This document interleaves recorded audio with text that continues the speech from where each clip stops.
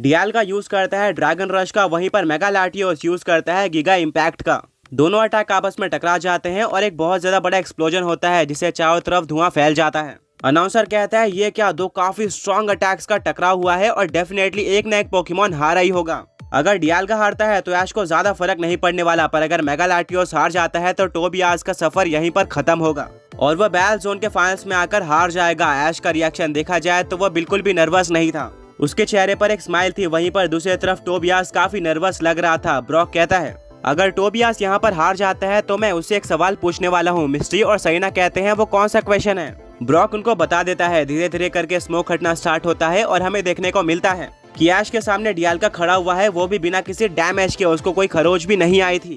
दूसरी तरफ टोबियास के सामने लाटियोस पड़ा हुआ था एंड वो अपने मेगा फॉर्म से बेस फॉर्म में आ गया था, यानी कि क्लियर हो गया था कि विनर कौन है। रेफरी लाटियोस के पास आता है और डिक्लेयर कर देता है कि काफी कोशिश के बाद भी लाटियोस आगे बैटल नहीं कर सकता और इसी के साथ टोबियास के तीनों पोकेमॉन्स हार जाते हैं। इस बैल का विनर ऐश केचम है जिसने टोबियास के तीनों पोकेमॉन्स को क्लीन स्वीप कर दिया है।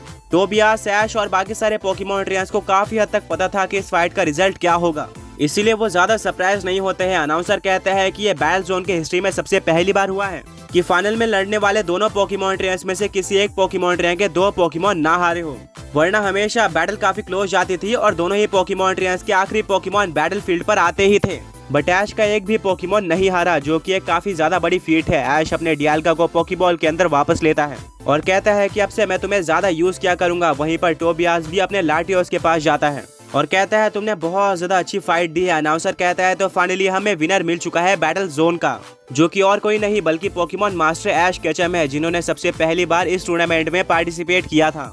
सारे तीनों पोकेमॉन ट्रेनर जो कि स्टेडियम में बैठकर इस बैल को देख रहे थे, जैसे कि सिंथिया, रेजी और पॉल, वो खड़े हो जाते हैं और ऐश के लिए तालियां बजाना स्टार्ट करते हैं। टोबियास ऐश के पास आता है और कहता है कि मैंने इस बार बहुत ज्यादा ट्रेनिंग करी हुई थी बट फिर भी मैं क्लीन स्वीप हो गया हूँ। इससे पता चलता है कि अब तुम एक पोकेमॉन ट्रेनर के रूप में किस लेवल पर जा चुके हो। ऐश एक स्माइल देता है और कहता है टोबियास ऐसा नहीं है, तुम इस बार मुझे पहले से ज्यादा स्ट्रॉन्ग लगे और तुम्हारे डार्क रायनर जो आते ही डार्क वॉइड अटैक का यूज किया था उसको मैं कभी भी नहीं सोच सकता था। मुझे लगता है कि अगर मैंने एरो ड्रैग का यूज ना किया होता तो ये बैटल काफी करीब जा सकती थी, पर मुझे एरो ड्रैग को भी मौका देना था। इतने में ही ब्रॉक, मिस्ट्री और सरीना तीनों ही स्टेडियम में आ जाते हैं। सबसे पहले तो वो ऐश को कांग्रेट्स बोलते हैं और इसके बाद ब्रॉक टोबियास के पास जाता है और कहता है मेरा तुमसे एक सवाल है। टोबियास सरप्राइज हो जाता है कि ब्रॉक उससे कैसा सवाल पूछना चाहता है, बट फिर भी वो कहता है कि हाँ तुम्हारा सवाल क्या है।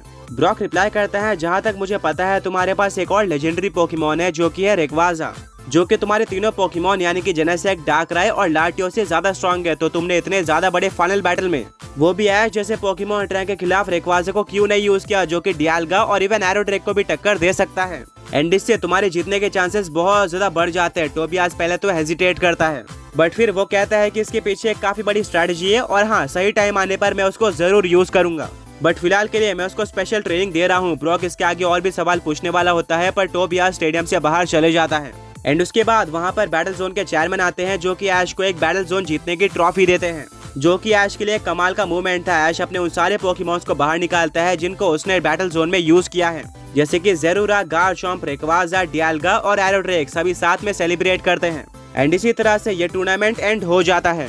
आगे बढ़ने से पहले पिछले पोके क्विज के विनर्स ये रहे एंड आज का क्वेश्चन ये है कि वो कौन सा कैंटो पोकेमॉन है जो कि एक लेजेंडरी पोकेमॉन होने वाला था बट आगे जाकर इस आइडिया को चेंज कर दिया गया। अब ऐश और उसके फ्रेंड स्टेडियम के बाहर आ जाते हैं। ऐश कहता है टूर्नामेंट तो खत्म हो गया है बट अब मुझे वो काम करना है जिसके लिए मैं यहाँ पर आया था, यानी कि सिंथिया से मिलकर मेरिडियन कोलोसियम पर जाना। ऐश ये बात कह ही रहा होता है कि तभी एक आवाज आती है, हाँ ऐश मैं इसके बारे में बिल्कुल भी नहीं भूली। ऐश शॉक हो जाता है और पीछे मुड़कर देखता है, वहाँ पर और कोई नहीं बल्कि सिंथिया थी। वो सबसे पहले तो ऐश से हाथ मिलाकर उसको कांग्रेचुलेट करती है बैटल जोन को जीतने के लिए और कहती है कि मैंने आज तक सारे के सारे बैटल जोन में पार्टिसिपेट किया है बट आज तक किसी ने भी इतना इजीली बैटल जोन को नहीं जीता था। तुमने ऑलमोस्ट हर एक बैटल को वन साइडेड बना दिया था, स्पेशली फाइनल्स को। एंड हाँ तुम्हारा एरो ड्रैग अनबिलीवेबल है, मैं पोकेमॉन ग्रैंड मास्टर चैंपियनशिप में उसको फाइट करते हुए देखना चाहती हूँ। ऐश कहता है जरूर, मेरे भी प्लान्स थे कि मैं एरो ड्रैग को पोकेमॉन ग्रैंड मास्टर चैंपियनशिप में यूज करूंगा, ये हमारे काफी काम आ सकता है बट वहाँ तक पहुँचने के लिए मुझे मेरिडियन कोलोसियम में जाना होगा, जिसके लिए तुम ही मेरी मदद कर सकते हो। सिंथिया कहती है हाँ एग्जैक्टली, मैं उसी के लिए यहाँ पर आई हूँ। उससे पहले मैं तुम्हें कुछ रूल समझाना चाहती हूँ। मेरिडियन कोलोसियम में जाने के लिए तुम्हें अपने पोकेमॉन्स की हेल्प नहीं लेनी है, खासकर ट्रैवलिंग के लिए, जैसे कि तुम अपने चार्जार्ड का यूज करके उड़कर कहीं पर पहुंच जाते हो या फिर हुपा का इस्तेमाल करके टेलीपोर्ट करती हो। ये बिल्कुल भी अलाउड नहीं है, क्योंकि इससे तुम्हारा रास्ता बहुत ज्यादा आसान हो जाता है। हाँ, अगर तुम्हारे रास्ते में कोई बहुत ज्यादा बड़ा पत्थर आ जाए या फिर किसी पोकेमॉन ट्रेनर से फाइट करनी पड़े तो तुम अपने पोकेमॉन्स की मदद ले सकते हो। ऐश ये सुनकर शॉक हो जाता है और कहता है ऐसे में तो हमारा रास्ता बहुत ज्यादा हार्ड हो जाएगा। सिंथिया कहती है एग्जैक्टली, और इसीलिए इस रूल को बनाया गया है ताकि पोकेमॉन ट्रेनर्स को बिल्कुल भी आसानी ना हो। इसके अलावा तुम्हें बीच में काफी सारे टास्क मिलेंगे जिनको तुम्हें कंप्लीट करना होगा। क्या तुम रेडी हो? ऐश अपने फिस्ट को बंद करता है और कहता है कि हाँ, मैं पूरी तरह से रेडी हूँ। सिंथिया कहती है ऑलराइट, तो हमें सबसे पहले जाना होगा टर्न बैक केव में। ब्रॉक कहता है क्या, इसका नाम तो मैंने कभी भी नहीं सुना, ये जगह कहाँ पर है? सिंथिया कहती है ये जगह सिनो में ही है, बट बहुत ही कम पोकेमॉन ट्रेनर्स यहाँ पर गए हैं। अगर किसी तरह से कुछ पोकेमॉन ट्रेनर्स यहाँ पर चले भी जाते हैं तो यहाँ से वापस आ पाना बहुत ज्यादा मुश्किल है, क्योंकि यहाँ पर ऐसे पजल्स होते हैं जहाँ पर एक भी मिस्टेक हो जाए तो तुम्हारी जान दांव पर लग जाती है। ऑल्सो इसी जगह पर घोस्ट और ड्रैगन टाइप का लेजेंडरी पोकेमॉन यानी कि गिराटिना रहता है, जिसको शायद तुमने भी कैच कर रखा है। ये सब सुनते ही ऐश और इसके फ्रेंड्स को गूस बम्प्स आ जाते हैं। आज तक उन्होंने काफी सारे केव में ट्रैवल किया था, बट कोई भी केव इतनी ज्यादा मिस्टीरियस और स्कैरी नहीं थी। पर एक कमाल के टूर्नामेंट में पार्टिसिपेट करने के लिए उनको यहाँ पर जाना ही होगा। सिंथिया कहती है मैं देख सकती हूँ कि तुम सब काफी ज्यादा डर चुके हो, पर टेंशन लेने की कोई भी बात नहीं है, मैं तुम सबको गाइड करने वाली हूँ। मैं इस केव के अंदर काफी बार जा चुकी हूँ, और हाँ, मैं तुम्हें ये बताना तो भूल ही गई कि इस केव के बाहर सिक्योरिटी भी होती है, जो कि नॉर्मल पोकेमॉन ट्रेनर्स को इसके अंदर जाने से रोकती है, और वो मुझे अच्छी तरीके से पहचानते हैं। वो मुझे आसानी से अंदर जाने देंगे और यहाँ तक पहुँचने के लिए हम अपने पोकेमॉन्स का भी यूज कर सकते हैं। बट इस केव को पार करने के बाद हम अपने पोकेमॉन्स का ज्यादा यूज नहीं कर पाएंगे। तो चलो स्टार्ट करते हैं मेरिडियन कोलोसियम में पहुंचने की जर्नी। ऐश और इसके फ्रेंड्स पूरी तरह से रेडी हो जाते हैं। सिंथिया अपने टोगेकिस को बाहर निकालती है, ऐश बाहर निकालता है एरोड्रेक को, वहीं पर ब्रॉक बाहर निकालता है ब्रेवियरी को। सभी पोकेमॉन्स के ऊपर बैठकर अपनी जर्नी स्टार्ट कर देते हैं टर्न बैक केव पर पहुंचने की। जर्नी के बीच में ऐश कहता है मिस्टी देखो ऊपर से सिनो रीजन कितना ज्यादा अमेजिंग लगता है।